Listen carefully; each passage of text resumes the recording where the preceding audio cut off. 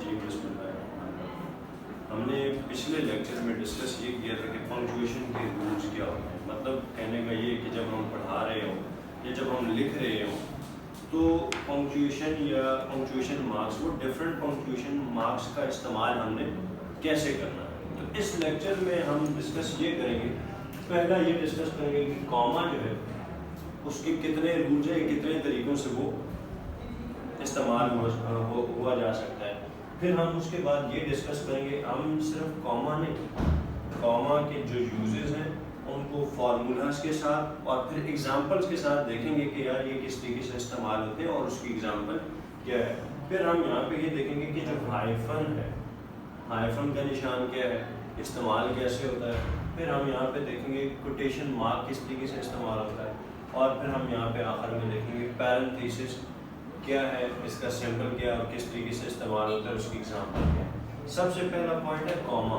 کاما کا نشان یہ ہوتا ہے، یہ کاما ہے۔ کاما استعمال کیسے ہوتا ہے، یہ کتنے ڈفرینٹ طریقوں سے استعمال کیا جا سکتا ہے۔ سب سے پہلا پوائنٹ ہے to separate two independent clauses joined by a coordinate conjunction, کہ دو انڈیپینڈنٹ کلوزز کو الگ الگ کرنا۔ جو دو انڈیپینڈنٹ کلوزز کا مطلب یہ ہے کہ دو سمپل سینٹینس، انڈیپینڈنٹ کلوزز کا مطلب یہ کہ دو سمپل سینٹینس۔ غور فرمائیے کہ سمپل سینٹینس کا مطلب کیا ہے کہ ایک ایسا سینٹینس جس میں سبجیکٹ ہو، ورب ہو اور آبجیکٹ ہو۔ مثال کے طور پہ آپ کہتے ہیں علی پلیز کرکٹ، ٹھیک ہے، آپ نے کہا ہی ڈرنکس واٹر، ہی ڈرنکس واٹر، ہی سبجیکٹ ہے، ڈرنکس ورب ہے اور واٹر آپ کے پاس کیا ہے، آبجیکٹ ہے۔ تو دو انڈیپینڈنٹ کلاس کا آپ کو سمجھ آئیے کہ انڈیپینڈنٹ کلاس کا مطلب ہے دو سمپل سینٹینس، ایسے سینٹینس جس میں ایس وی او اسٹرکچر ہو، ٹھیک ہو گیا، اور درمیان میں فین وائز ہو۔ کوآرڈینیٹ کنجنکشن کا مطلب کیا ہے، فین وائز۔ فین وائز کا میں نے آپ کو پڑھایا نا کہ فار، اینڈ، نار، بٹ اور یٹ، سو۔ اب اگر یہ ہوگا درمیان میں تو ایسے دو سینٹینسز کو ہم سیپریٹ کر سکتے ہیں۔ فارمولا اس کا کیا ہے، یہ دیکھیں، انڈیپینڈنٹ کلاس مطلب یہ کہ سمپل سینٹینس، اس کے بعد کاما ہوگا۔ پھر کوآرڈینیٹ کنجنکشن کہنے کا مطلب یہ کہ فین وائز میں سے کوئی ایک ہوگا، فین وائز میں سے کوئی ایک ہوگا اور اس کے بعد انڈیپینڈنٹ کلاس ایک اور ہوگی۔ جیسا کہ میں نے یہاں پہ لکھا this approach is useful for protecting students right, یہ ایک انڈیپینڈنٹ کلاس ہے، اس کے بعد میں نے یہاں پر کاما ڈال دیا، ٹھیک ہو گیا۔ پھر یہ دیکھیں coordinate conjunction but, fan wise میں سے ایک بٹ ہم نے، پھر اس کے بعد it is hard to stand with victim, victim means وہ اسٹوڈنٹس جو کہ وکٹم ہیں، لیکن یہ مشکل ہے ان کے ساتھ کھڑے ہونا۔ یہ ایگزامپل ہے، یہ پہلا یوز ہوگا، سمجھ آئیے، ایک انڈیپینڈنٹ سمپل سینٹینس، اس کے بعد کاما ہوگا، پھر فین وائز میں سے کوئی ایک اور پھر ایک اور سمپل سینٹینس، ایک رول۔ دوسرا رول یہ ہے کہ to separate dependent and independent class. Independent کا تو مطلب پتہ چل گیا، simple sentence, S V O structure جس میں، اور ڈیپینڈنٹ کا مطلب یہ ہے، ڈیپینڈنٹ کا مطلب یہ ہے یا تو وہ کلاس فین وائز میں سے کسی سے شروع ہو یا پھر سب آرڈینیٹ کنجنکشن میں سے شروع ہو۔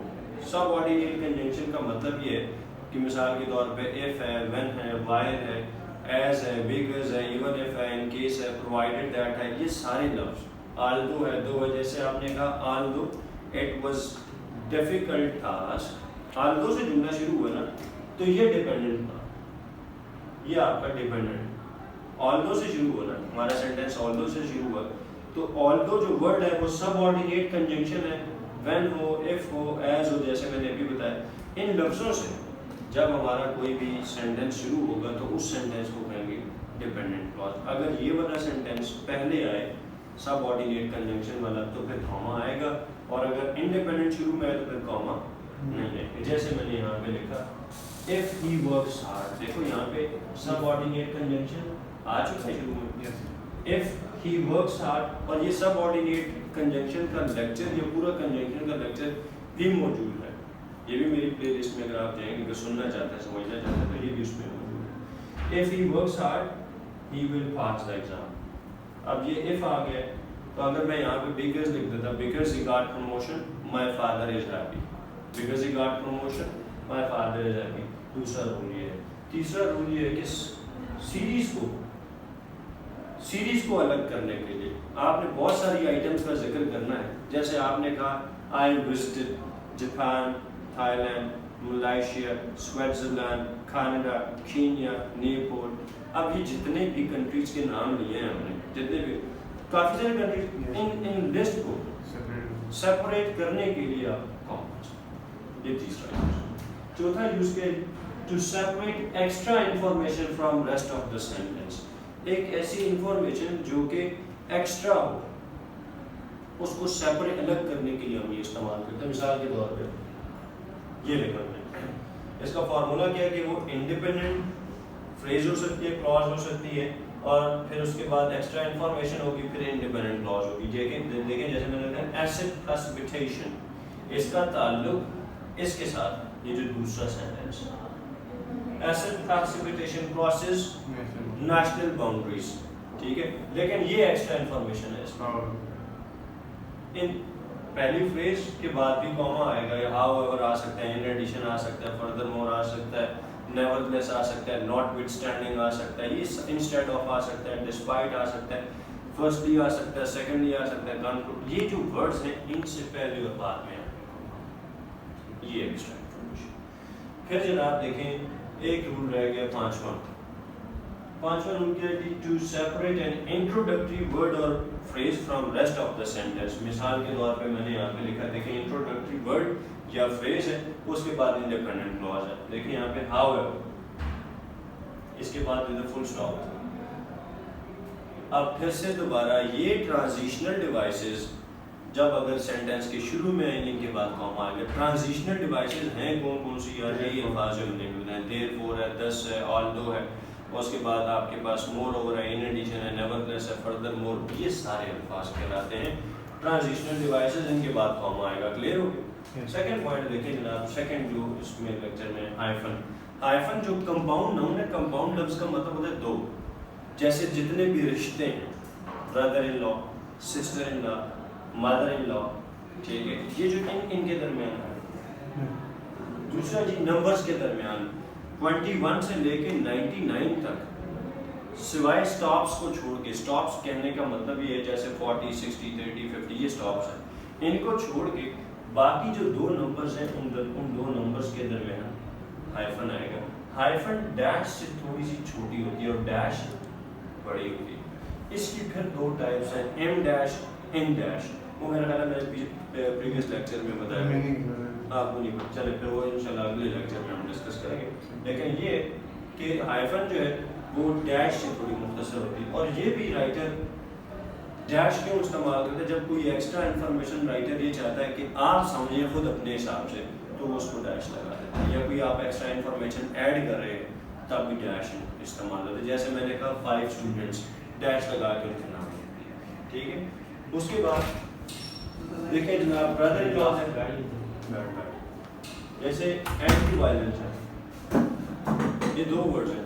कुछ और जिस तरह यहाँ पे मैंने लिखा है प्रीफिक्सेस और सफिक्सेस के साथ इस्तेमाल होता है। प्रीफिक्स देखें एंटी है, इसके बाद वायलेंट आ गया, पोस्ट ऑफिस, ठीक है, पोस्ट हाइफन डाली, सर्जरी, तब आप इस तरह इस्तेमाल करेंगे। फिर देखें कोटेशन मार्क, कोटेशन मार्क के यूज कितने हैं, 1, 2, 3।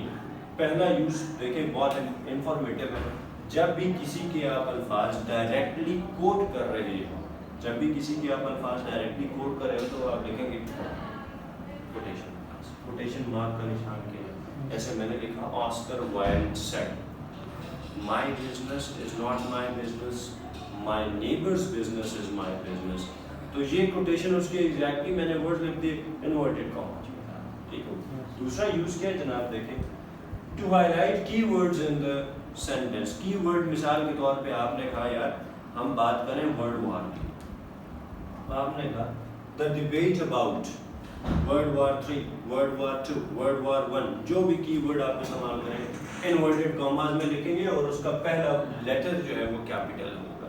तीसरा यूज किया जनाब, तीसरा यूज इसका ये है टू इंडिकेट टाइटल्स। आप सही कह रहे हैं, जब किसी भी चीज़ का, मैं मिसाल के तौर पर कोई किताब पढ़ी है मैंने, तो आपने कहा the theme of the book XYZ, जो भी है इन्वर्टेड कॉमा। आप किसी और चीज़ की किताब, जैसे मैंने यहाँ पे लिखा the theme of daffodils poem है, टाइटल है पोएम का, तो मैंने इन्वर्टेड कॉमास में लिख दिया। फिर मैंने लिखा it is written in the Forbes, जो मैगजीन है दुनिया का वर्ल्ड क्लास नंबर 1, तो मैंने उसका जब टाइटल लिखा तो मैंने उसको इन्वर्टेड कॉमास में लिख दिया। ये 3 इस्तेमाल हैं, यूजेस हैं कोटेशन मार्क। अब मेरा ख्याल आखिरी है पैरेंथेसिस। पैरेंथेसिस हम कहते हैं कि इसको इन ब्रैकेट्स को, ये जो गोल्ड ब्रैकेट्स ये पैरेंथेसिस, और जो ये स्क्वायर ब्रैकेट्स हैं इनको ब्रैकेट्स ही कहा जाता है इंग्लिश में। इसका यूज डिफरेंट है, इसका यूज डिफरेंट है। देखिए parenthesis brackets to enclose additional information that is not essential to the sentence. जब कोई एक्स्ट्रा इंफॉर्मेशन आप लिख रहे हैं, जैसे मैंने कहा 5 स्टूडेंट्स, अब 5 स्टूडेंट्स मैंने कह दिया ऑलरेडी अंडरस्टूड है कि यार 5 लोग थे, तो उनका नाम लिखने की जरूरत नहीं है, लेकिन मैंने नाम लिख दिया, आपने ब्रैकेट में लिखा। और I have participated in the event. अब ये 5 चीज जो मैंने नाम लिखे हैं, ये एक्स्ट्रा इंफॉर्मेशन एसेंशियल नहीं है, जरूरी नहीं है सेंटेंस के लिए, लेकिन मैंने लिख दिया।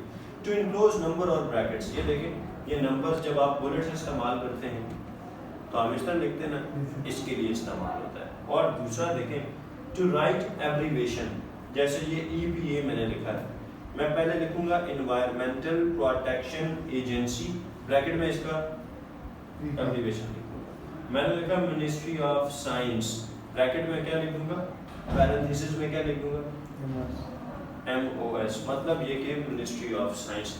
इस तरीके से ये इस्तेमाल होते हैं। और इससे कोई और मतलब हाँ, ये ब्रैकेट्स हैं, ये जो ये ओरिजिनल ब्रैकेट्स हैं, स्क्वायर ब्रैकेट्स हैं, ये क्यों इस्तेमाल होती हैं? ये इसलिए इस्तेमाल होती है जब हम कोई, मिसाल के तौर पे आपका पॉइंट ऑफ व्यू है, मैं उसको अपने अल्फाज में लिख रहा हूँ, मैंने आपका पॉइंट ऑफ व्यू जब अपने अल्फाज में लिखा तो मैं ब्रैकेट्स में लिखूँगा, ठीक हो गया। तो अगर कुछ सवाल हो तो आप पूछ भी सकते हैं, कमेंट बॉक्स में भी बता सकते हैं, तो इंशाल्लाह उसको हम एड्रेस करेंगे या उस पर वीडियो बना देंगे। Thank you very much.